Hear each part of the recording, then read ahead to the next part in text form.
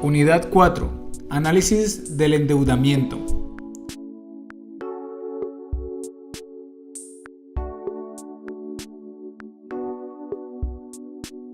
Estructura financiera adecuada.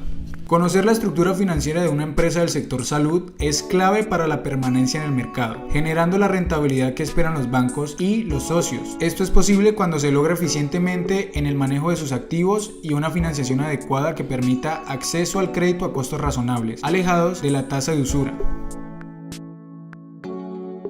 La estructura financiera de una organización en el marco de los diversos tipos de financiamiento empleados por una empresa para adquirir y apoyar los recursos necesarios para sus operaciones. Comúnmente se compone de inversiones de accionistas, capital accionario, préstamos a largo plazo, bonos y préstamos a corto plazo y otros pasivos a corto plazo, como créditos comerciales, reflejados en el lado derecho del balance de la empresa. Indicadores de cobertura.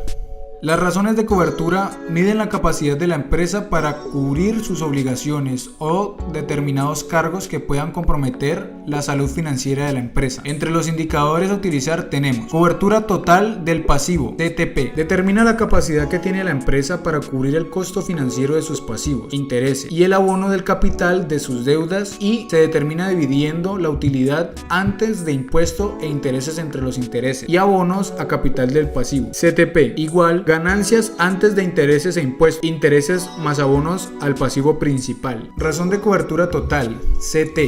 Este indicador busca determinar la capacidad que tiene la empresa para cubrir con las utilidades los costos totales de sus pasivos y otros gastos como arrendamiento. Para ello, se divide la cantidad antes de intereses, impuestos y otra erogación importante que se quiera incluir entre los intereses, abonos a capital y el monto de la erogación sustraída del dividendo, como por ejemplo el arrendamiento. CT. Utilidades antes de pagos de arrendamiento, intereses e impuestos, intereses más abonos al pasivo principal, más pago de arrendamiento. Veces que se ha ganado el interés. BGI, cobertura de interés. Calcula la capacidad de la empresa para efectuar los pagos contractuales de interés. BGI igual utilidad antes de intereses e impuestos. Erogación anual por intereses.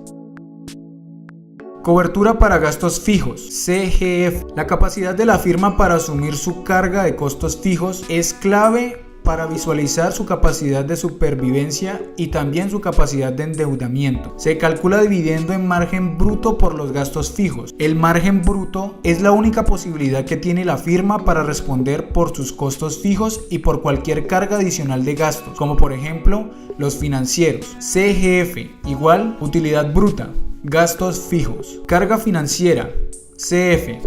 Porcentaje de las ventas que son dedicadas al cubrimiento de gastos financieros. CF igual gastos financieros, ventas netas. Estructura financiera y estructura de capital. Aunque una estructura de capital y una estructura financiera incluyen información sobre financiamiento a largo plazo y acciones ordinarias, acciones preferentes y ganancias retenidas, no incluye ninguna información sobre obligaciones de deuda a corto plazo.